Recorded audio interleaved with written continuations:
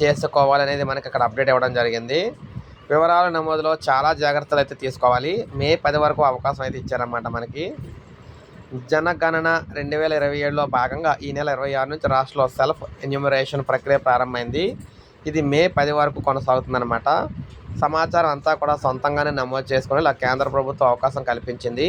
దీంతో ఎన్యూమరేటర్ల ప్రమేయం లేకుండానే అధికారిక వెబ్సైట్ ద్వారా తమ కుటుంబ వివరాలను ఎవరికి వారు నమోదు చేసుకోవచ్చు.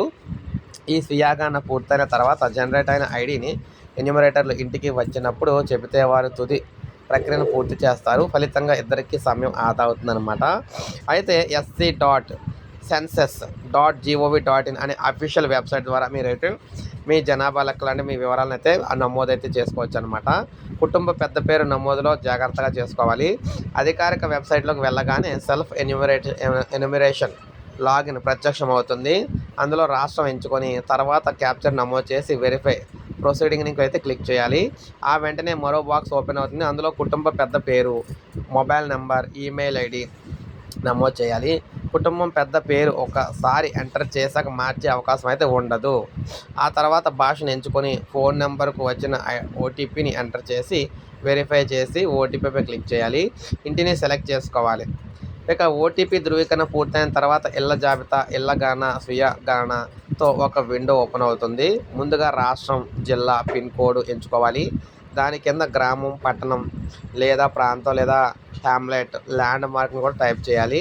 వెంటనే ఊరు, ప్రాంతానికి సంబంధించిన మ్యాప్ ప్రత్యక్షం అవుతుంది. ల్యాండ్ మార్క్ నమోదు చేస్తే ఇంటి ఎంపిక సులువవుతుంది. ఆ మ్యాప్లో జాగ్రత్తగా చూస్తూ ఇంటిపై పాయింటర్ని ఉంచాలన్నమాట. దాని ఆధారంగా నివాసం ఉన్న స్థానం, అక్షాంశ, రేఖాంశాలు కూడా నమోదవుతాయి.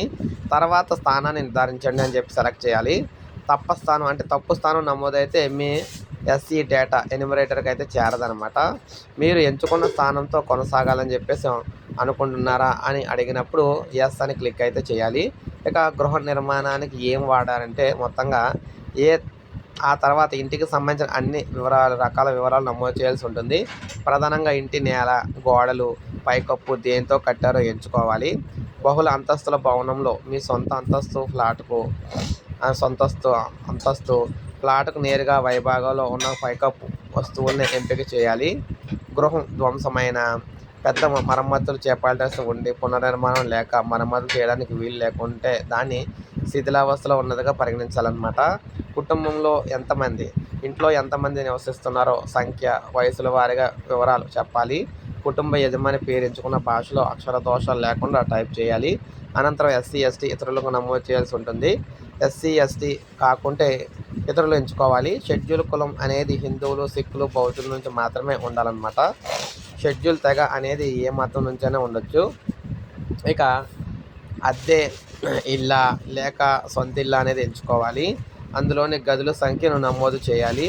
కిచెను, ఫ్లోర్ రూమ్, మరుగుదొడ్లు పరిగణలోకి తీసుకోవద్దు, ఇవి అవసరం లేదు.